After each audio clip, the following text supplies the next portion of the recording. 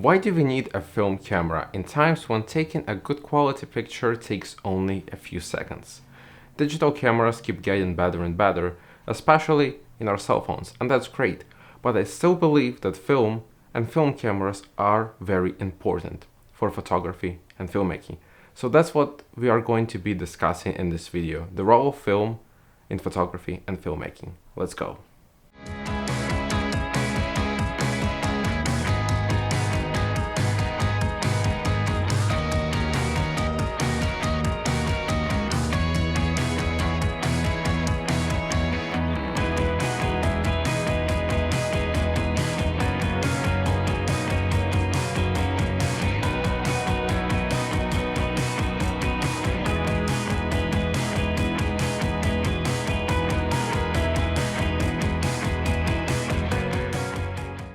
My history with film photography started back in 2017 when I bought my first film camera, having no idea how to use it, but with the goal in mind to improve my photography skills. Specifically, to master ISO, shutter speed and aperture, how they work together, and force myself to slow down and focus on composing the shot. As we know, we have a limited amount of frames in film roll. My first film camera was Fujica 35mm format.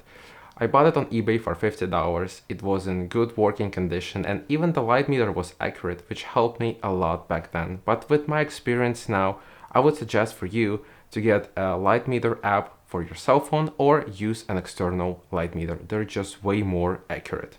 One roll of film that has 36 frames might not seem much, but it was a big deal for me. I took my time, I practiced, I tried my best with composition and exposure settings, and it paid off. I saw the progress. I actually made a lot more progress using film camera because it made me think and work so much harder compared to digital one. So if you are a beginner photographer or you want to improve your skills, I can highly recommend using a film camera for that.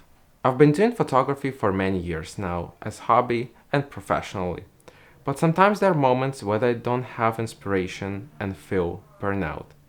As much as I love my digital cameras, when moments like this happen, I always switch to film. As a part of this process, I look for a camera I've never used before and trying to get it. It can be a different brand or a different film format.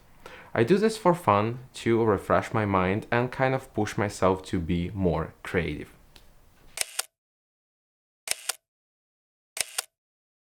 Right now I have two film cameras.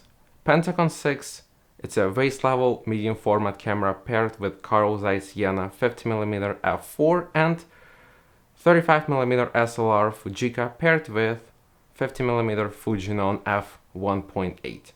The Pentagon 6 is relatively new to me, I've had it for only a couple of months. The Fujica or Fujica, let me know in the comments how to pronounce it right. I actually had since last year. I bought it mainly as decoration, but it turned out to be in good working condition, so I kept it. There are so many different film cameras out there, which is great. We have a lot of options to choose from. 35mm SLR cameras from brands like Canon, Nikon, Olympus, and many others. Most of them are affordable, but if you want something like Leica, they are very expensive. With medium format cameras, we can take it even further because medium format camera offer you different film formats such as 4:6:5, 6:6, 6:7, and recently I discovered that there is 6:9, which seems so cool to me. Medium format film gives you bigger images and better resolution, but less frames per roll. So as an example, if your camera uses 6:6 format, you get 12 frames. If it's 4:6:5, you get around 15, and if that's, let's say, 6:9, you get around 8. There are also different types of cameras. Reflex with two lenses, like famous Rolleiflex, face level like legendary Hasselblad 500 series, and Mamiya, SLR style like Fuji and some Hasselblads, but also there are ones with interchangeable viewfinder like Pentax, when you can have a base level viewfinder and you can always switch it to a standard or regular one. Now we got to the most important part of this video. Why film cameras are still important. When shooting film, you're forced to slow down, observe what's around you, look and see if it makes sense to take a picture because every frame is limited. As the result, we train your eye and able to take better photographs whether we're shooting on film or on digital camera.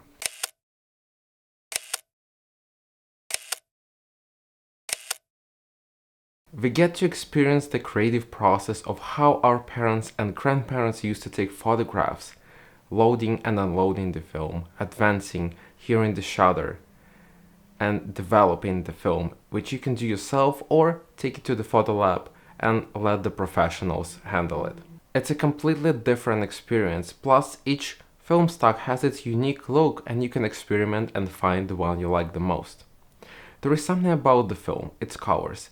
It has this classic look that is so much harder to achieve with digital, and that's I think why a lot of filmmakers still shoot movies on film. Just look at the colors, not to mention the skin tones, they're gorgeous, they look so natural to human eye, and the image overall feels more alive compared to digital. Personally, I have no experience in using film for filming videos, but I'm assuming it would be very expensive for most people unless you have a Hollywood budget. And speaking of Hollywood, so many movies that were nominated for Oscar 2024 were shot on film, specifically on Kodak film. Oppenheimer, Killers of the Flower Moon, Poor Things, Saltburn, Past Lives, Iron Claw, and so many more. The film has definitely made its comeback to cinema.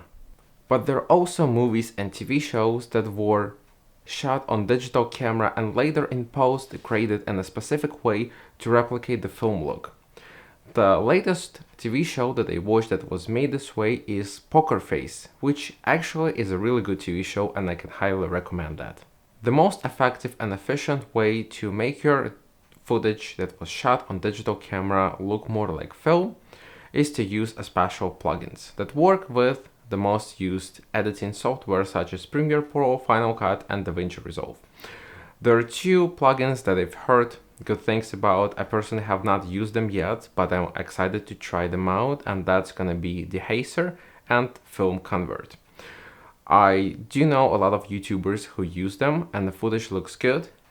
As I said before, I cannot personally recommend them because I have not used them yet.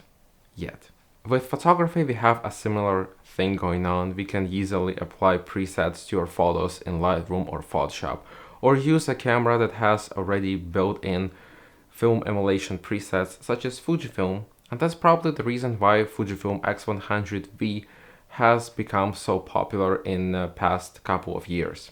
But you can also use the older versions of Fujifilm cameras as well as the latest ones. But again, it's not gonna be as good as film. To wrap this up, I think we're gonna see a lot more developments between film and digital, and I'm really excited about it. I think the film is still important and will be in the future. I just wish it would become less expensive. The process of using film is so unique in our digital life because when using digital camera, we don't really appreciate photography enough. And when we switch to old film camera, which forces us to work so hard and think so much in order to get results, it just engages our creative skills. So if you made it to the end of this video, I want to say huge thanks to each and every one of you. Let me know in the comments what do you like about film cameras. Have you ever used one? And just things related to the film camera. Do you think it's important? What is your favorite movie made with a digital and film camera? Let's discuss that. I hope you enjoyed this video, so make sure to press like, leave a comment, and of course subscribe to the channel. I will see you next time. Bye.